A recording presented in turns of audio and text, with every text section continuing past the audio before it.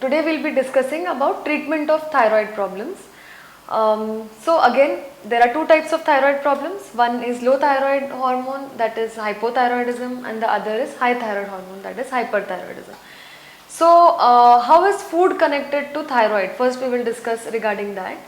So there are कुछ ऐसे खाने की चीज़ें होती हैं जिसमें कुछ ऐसे केमिकल्स होते हैं जो आपके थायराइड ग्लैंड के साथ इंटरफेयर कर सकते हैं. जैसे जो क्रूसीफर बोलते हैं हम लोग, कैबेज, कॉलीफ्लावर, ब्रोकली, इन सारी वेजिटेबल्स में कुछ ऐसी चीज़ें हो सकती हैं, हार्मफुल चीज़ें जो आपके थायराइड हार्मोन के साथ इंटरफेयर करें. सोया प्रोडक्ट्स जो होते हैं, स्पेशली आजकल वेगन का ट्रेंड स्टार्ट हुआ है, so soya milk a lot of people are using, so that can also interfere, cause some interference with your thyroid function.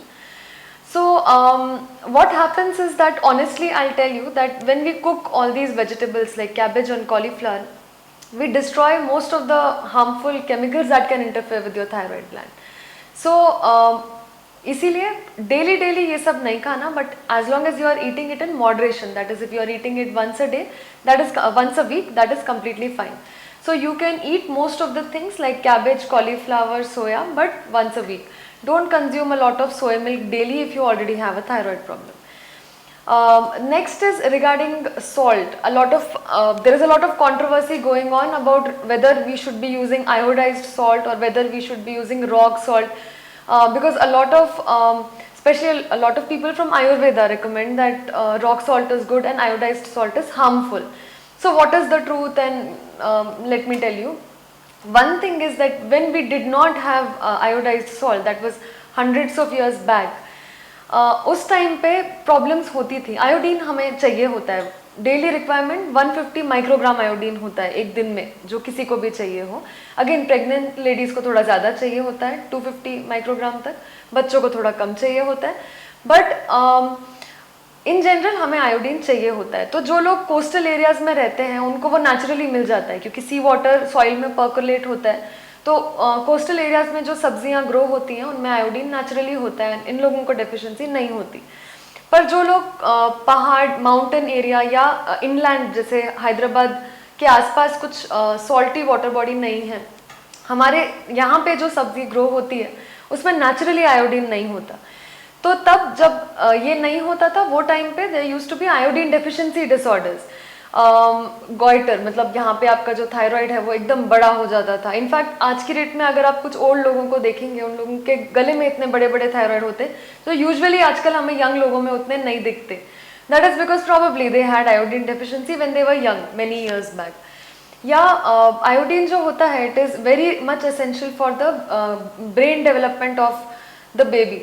सो जब बेबी मदर के वूम में होता है वो टाइम पे भी, और बाद में भी जब बेबी छोटा होता है और उसका मेंटल डेवलपमेंट हो रहा होता है, पहले 2 साल तक हमारा ब्रेन डेवलप होता है बहुत ज़्यादा रैपिडली, तो वो टाइम पे भी आयोडीन रिक्वायरमेंट होती है और वो पूरी होनी होती है.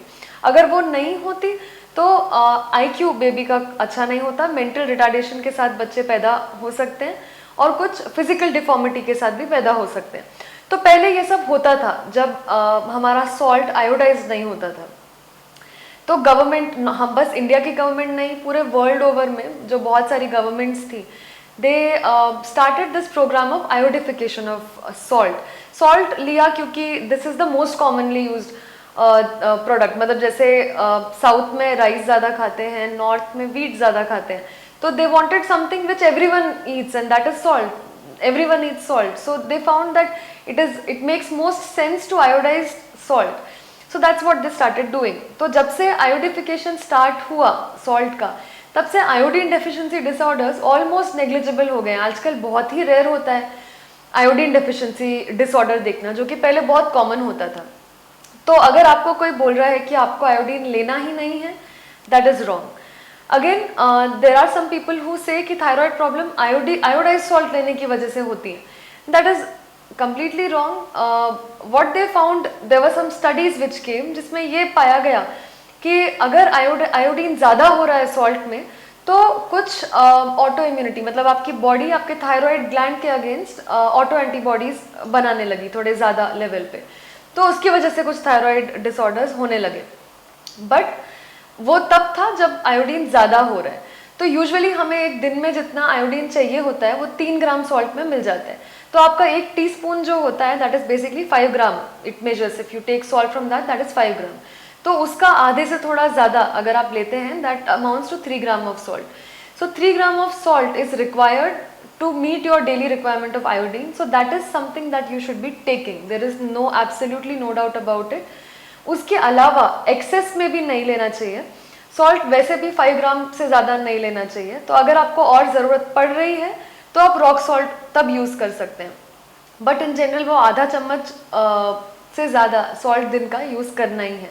So it is very important, that is why I tell a lot of patients not to just rely on rock salt completely. आपको regular white iodise salt use करना चाहिए ताकि आपका थायराइड या अगर आप प्रेग्नेंट है तो आपके बेबी का मेंटल और जो बाकी का डेवलपमेंट है वो अच्छे से हो। नेक्स्ट ये कि अगर आपको थायराइड प्रॉब्लम है, सपोज लो थायराइड है और आप उसके लिए थायराइड का टैबलेट ले रहे हैं, तो वो लाइफ लॉन्ग है, परमानेंट है? बहुत सारे लोग हमसे ये क्वेश्चन भी पूछते हैं। तो अगेन वो डिपेंड करता है, हर किसी के लिए सेम चीज़ नहीं होती।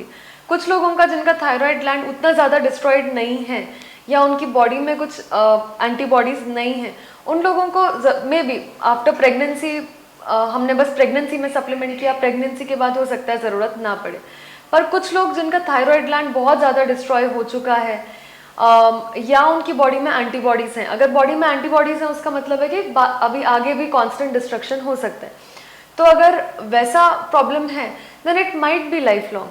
सो अगेन वो हम लोग डिसाइड करते हैं, जैसे अगर आपको बहुत ज़्यादा डोज लग रहा है, सपोज आपको 75 या 100 माइक्रोग्राम लग रहा है थायराइड टैबलेट का, then it's most likely that your thyroid is life long. But if you are using may be 12.5 और 25 then we need to assess कि हम बंद कर सकते हैं या नहीं। सो अगेन इट डिपेंड्स, हर किसी के लिए ब्लैंकेट स्टेटमेंट नहीं होता। कुछ लोगों का टेम्पररीली होता है, टेम्पररी थायराइड प्रॉब्लम, कुछ लोगों का परमानेंट होता है। So we have to see multiple parameters clinically या टेस्ट करके, जिससे हमें आइडिया आता है कि आपका थायराइड परमानेंट है या नहीं। दूसरा ये कि अगर लो थायराइड है और आप टैबलेट ले रहे हैं तो वो खाने के आसपास नहीं लेना होता। आपको एटलीस्ट आधे घंटे का गैप किसी भी लिक्विड के लिए, चाय कॉफ़ी या मिल्क के लिए आधे घंटे का गैप लेना होता है, और 1 घंटे का गैप कुछ भी आप अगर आप जो मॉर्निंग में टिफिन ब्रेकफास्ट खा रहे हैं उसके लिए एटलीस्ट 1 घंटे या 45 मिनट्स मिनिमम उतना गैप देना होता है। कोई भी बाकी की टैबलेट, स्पेशली ये प्रेग्नेंट लेडीज़ के लिए होता है, कैल्शियम और आयरन टैबलेट्स वो लोग ले रहे होते हैं, तो वो थायराइड टैबलेट के 4 घंटे तक नहीं लेना होता। तो आपको जो कैल्शियम और आयरन टैबलेट्स प्रिस्क्राइब किए गए हैं वो आप दिन में ले लीजिए अलग से। 4 घंटा गैप बहुत इंपॉर्टेंट है देना, वरना वो थायराइड टैबलेट अच्छे से अब्जॉर्ब नहीं होता और लेवल्स बॉडी में प्रॉपर नहीं आते। So that is one more thing. Again अगर हाइपर थायराइडिज्म है तो उसके लिए ट्रीटमेंट हर किसी का सेम नहीं होता। कुछ लोगों का टेम्परेरी होता है, कुछ लोगों का 3 महीने में ठीक हो जाता है, कुछ लोगों को 2 साल के बाद ठीक होता है, कुछ लोगों का लाइफ लॉन्ग होता है। जिन लोगों को लाइफ लॉन्ग प्रॉब्लम है उनके लिए आजकल हम लोग परमानेंट सॉल्यूशंस दे रहे हैं, क्योंकि थायराइड जो हाइपर थायराइड है उसकी टैबलेट के कुछ साइड इफ़ेक्ट्स हो सकते हैं। तो 2 साल तक जिनका ठीक नहीं हुआ उन लोगों को हम लोग परमानेंट सॉल्यूशंस भी बोलते हैं। परमानेंट सॉल्यूशंस में 2 ऑप्शंस आते हैं, या तो रेडियो आयोडीन होता है जिसमें आपको हम आयोडीन, मुंह से आयोडीन लेने को बोलते हैं और वो आपका थायराइड में जाके उसको डिस्ट्रॉय कर देता है और आपका हाइपो से कन्वर्ट होता है। और दूसरा होता है सर्जरी। अगर हमें लग रहा है कि आपका जो यहाँ पे जो थायराइड है वो बहुत बड़ा हो गया है, या थायराइड में कुछ ऐसे नोड्यूल्स हैं जिनमें लग रहा है हमें कि कैंसर हो सकता है, तो अगर वैसा कुछ कंडीशन है या आपको इतना बड़ा थायराइड है कि सांस लेने में प्रॉब्लम है या स्वेलो करने में प्रॉब्लम है, इन लोगों में हम लोग सर्जरी भी एडवाइस करते हैं। तो ये परमानेंट सॉल्यूशंस होते हैं हाइपर थायराइडिज्म के।